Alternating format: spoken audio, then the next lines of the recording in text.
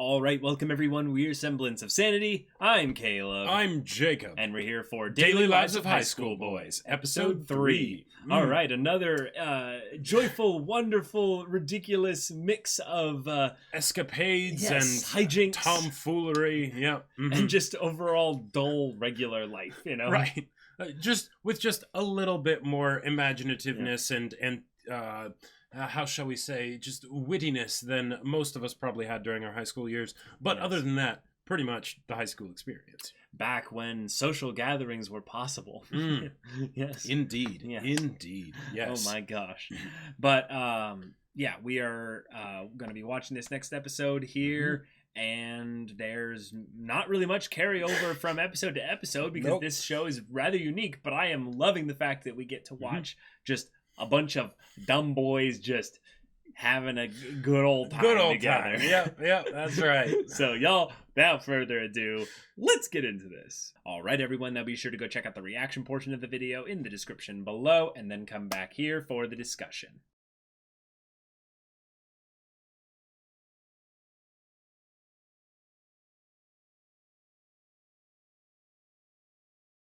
All right, guys, we got to our favorite part of this, the discussion portion of our comedy skits. Oh, yes. And, oh my God, so much to discuss. Yes, so much meaty, just heavy story thematic implications. And yes. Oh, the themes in this episode were just so on point. I just love so much just the moments where nothing is happening. Oh, yeah. I was talking about this with Jacob in the middle here, but there's so many points in this episode where there's just pauses. Yep.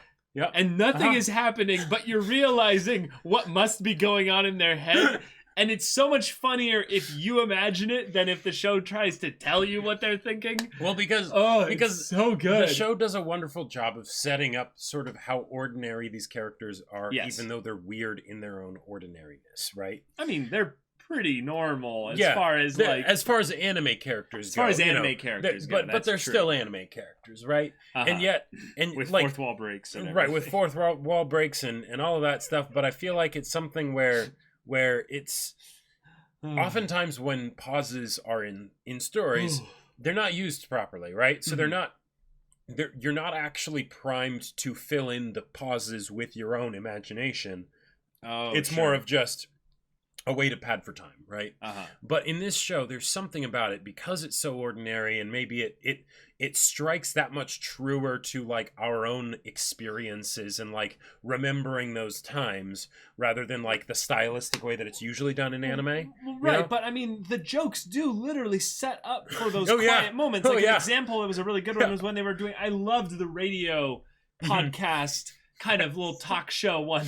This is so perfect to have freaking Hidenori, who's basically been like yes, this is the way things will go. And then Yoshitake is kind of like yeah, whatever, man. And when he's basically just playing the lamest version of one of those characters that he does, and he's just like, oh, why? What?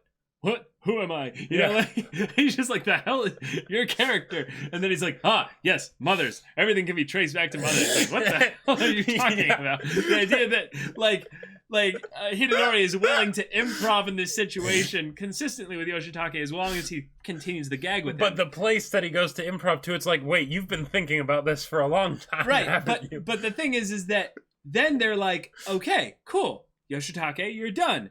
Now we'll move on to our next guest, who's even better. Tarakuni. Our next guest. Yeah. Hey, Tarakuni! And he's just like...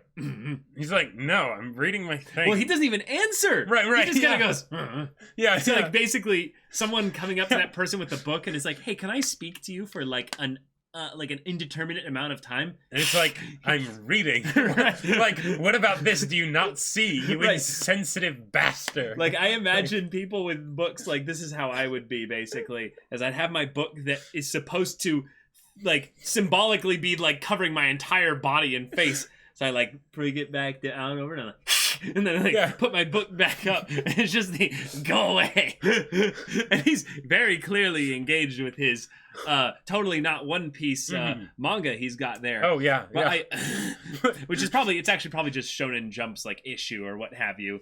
But or maybe it is a volume. Or maybe it is a volume. Who knows? But what I love so much is that There's no dialogue after that point. He just and then goes back to what he's doing, and then they just kind of sit there like, well, that's that. Well, that's that. Yeah, and I love it because it's wonderful. Well, and they don't ever say why they started doing this, right? No, of course not. Like, it's just they're high school boys. They're bored. It's summer. They do weird stuff, right? Right. Like, okay, like let's bring this to real life though.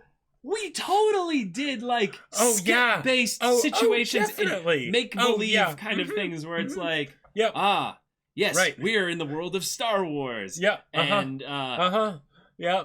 And then like, we be imagining we're like our OCs, with getting trained by Luke Skywalker. Right. And then at one point, one of us would do something that would break the immersion so much that the other person would go, what the hell is with that? Like, right. Hey, come on, back to character here. And then the other person that's like there, but they don't actually want to be playing along because they don't want to be doing that. Right. They're just so even if they say relaxing.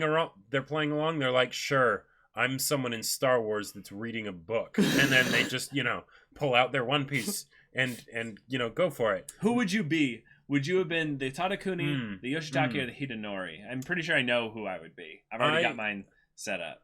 So, I get the feeling I would either be Hidenori. Don't say. If you're Tadakuni, it's a 1. If you're Yoshitake, it's a 2. If you're Hidenori, it's a 3. Raise your hand with your number on the count of 3. So we do it at the same time so we don't change. All right, 3, 2, 1. So you're 4? No, so I would either be Tadakuni, or I would be Hidenori. Most of the time, I would be Tadakuni. We would both be Tadakuni. But it would be either that or Hidenori. Yeah. Yoshitake, maybe not really. Like but it would be like maybe 80-20, right? Like 80% of the time I'm Tadakuni, 20% of the time I'm Hidenori. I feel like Tadakuni is basically the true stand-in kind of like real normal high schooler of the group. No. What? No, I'm Hidenori. I mixed up them in my mind because their names are so forgettable. No, I'm Hidenori, like 100%. I would be usually the one trying to figure out the let's do a dumb thing, or what have you. Yeah, roping someone else into my like silly, ridiculous antics or what have you. Yep. Yep. But oh man, like wow. But see that because I feel like a lot of the time, because this is a weird it's slice of life and it's comedy and it's like and a lot of the times I feel like it's very hard to have normal things be really funny, right? Because oftentimes the normal things end up just being kind of like blank things, or because either it's like it's not trusted by the creators that it will be exciting, that there is exciting enough stuff in the normal stuff, so then it's or it's downplayed so that it's like pretending to be normal, but then it doesn't actually feel normal. But I feel like that's only in different genres. Sure, it's not in the actual slice of life comedy genre. In fact, if anything, comedy usually always makes light of the normal things. They take a very normal thing. In fact, almost all comedy is based around not extraordinary events, the sitcom, it's a situational based comedy. There's some situation, right, that's a fairly basic situation or not, and then because of that, crazy things happen. Right, I was just meaning comedy in general. Just the nature of a joke is you usually take a relatable thing, you deliver it to everyone, and you go, hey, you guys know how this is a thing? Yep. Isn't it funny how blah, blah, blah? And then insert witty one-liner or what have you. I understood that reference. Yeah, exactly. So a lot of what makes things funny is how true it is. Right, and I feel like that's where these jokes really hit home because when you think about the actual like antics that they're getting up to, say, they're very basic. Like I could totally see someone just being like, what? Why is it? What's the big deal with them just like, doing a radio show or whatever? It's like, no. That's the whole point. Why are they doing the radio show? It doesn't matter. It's mundane. It's mundane. like they have overactive imaginations, unlimited time. Yep. And no idea how to like productively utilize themselves. Exactly. They're high school boys. That's why I love the train to school skit so much because his brain is so empty. That's all he has to think about. He has nothing better to do on the train to school. So he just spends what's probably like 10, 15, 20 minutes just like So what's with that mole so hair? I have a funny story about that to tell you. So when I was in high school, I did Running Start. Running Start is basically like doing some college courses through a really cool program that basically makes them free. Yep. Or there are parts of that, but when I did that, I had to take a bus because the university that was pretty far away. I think at that point it was a community college, but the point is that when I was doing this, I was going on the bus a lot of times, and there are always characters on the bus, like different kind of people that would be like, oh, huh, okay. Yep. But one time, it wasn't at the bus, like in the bus itself, but it was at the bus stop because they were going to. They were basically going to like a different different bus, that would go to the same bus stop. Yeah, exactly. And I would sit there, and oftentimes I would try to be like, oh, I'm gonna be cool, and if there's no seats available, I'll like give my seat to her. And I was just like, oh yeah. And the thing is that what was really funny about this was this girl like looked like she could be like my age, because I'm younger, by the way, because I'm like, there's a bunch of college students and stuff, but she could have been like, I don't know how much older as well. Like yeah, who knows? Right. So I'm like sitting there, and then I'm like, oh, I give you my seat, and then she's like, oh, appreciate it, and she sits down, and I stand up, I sit there on the corner, I'm like, I should say something, I should like use this as a way to like talk to her, what have you. I don't do anything. Yeah, of course. Yeah. Then I come like to the bus stop like 2 weeks later or something like that. She's there again. She's already sitting down, and I just kind of stand there, and I have this moment where I'm just like I should say something, but I'm like, and this is back at the time where not everyone had like smartphones or what have you, so you didn't have like everyone you didn't like have doing the excuse this. of just like doing this. Yeah. So I just kind of was staring at the sidewalk, just kind of like gonna do and stuff. Well, what ended up being really funny was in this time I never really saw her again after this, but she sneezed, and I was just like, bless you. And she kind of looks at us like, oh, thank you. And then at that moment, I was like, I should we've now spoken, so I can say something. And the sound that came out of my mouth when I tried to say a word, she was pretty attractive. She was pretty cute. And I just went, how, and then I just made the loudest fakest cough, and then now I need to take a different school to bus to school. Literally, after that, I never saw her at the bus stop again, and so I'm like, oh my god, it's one of those really cringy moments where you're just like, yeah. Well, it's like in the literary girl one where it's just like, the wind is troubled today. No, I just want to die. I just want to be dead right now.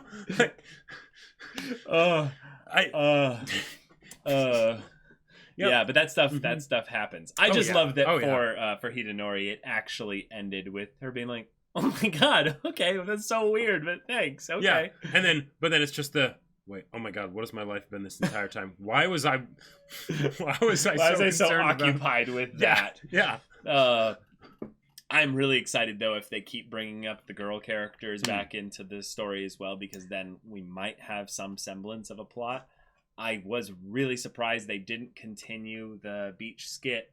They did kind of continue it kind of plot-wise a little bit. With them talking about it. Mm-hmm. But I was surprised not one of them decided, I'm going to buy some noodles and be like, would you like a hot plate of, noodles or what for some reason, even though I had already seen this before, ramen. I expected them to do that as well, and I was waiting for this other shoe to drop, because last time I saw this was 8 years ago, of offering someone hot food on the beach. Right, exactly. They come here to cool off, yeah. What? I don't get it either. I'm like, why would you want that? But but they all already had it, right? But I guess it's maybe more of the thing of on vacation you kind of indulge a little bit, so you eat, but that might be the American in me speaking. Like, I don't know. Like, I don't get why you would want hot noodles on a hot day. Although, let's be real, if they did try and have someone, like one of the boys, like, you know, buy noodles and like offer it to someone or something like that, then it wouldn't truly be the daily lives of high school boys, because no high school boys do that. Oh, no, this is what it is. No high school boy has the money for... Sure. Yeah. That would be good. But there you go, y'all. That was a fun episode. Thank you so much for watching this episode's reaction and discussion. If you want to see the next episode's reaction and, you know, discussion right now, go check out the link in the description below for our Patreon. You can get on early access there. You can watch full-length timer reactions there, and all this comes with Discord access, so you can chat with us and the community there about this show, about the hilarity of all, about anime in general. You can also talk with Jacob about the sci-fi novel that he wrote. Yep, that's right, because what do daily lives of high school boys and sci-fi novels have in common? I mean, no, not really. Imagination. But yeah, it's really cool, so you should totally check it out. It's called Battle Lines, and it's on Amazon, link in the description down below. Go look into it. Yeah, so if any of that interests you, we'll see you there. But until then, we're Semblance of Sanity. I'm Caleb. I'm Jacob. And we'll see you all next time.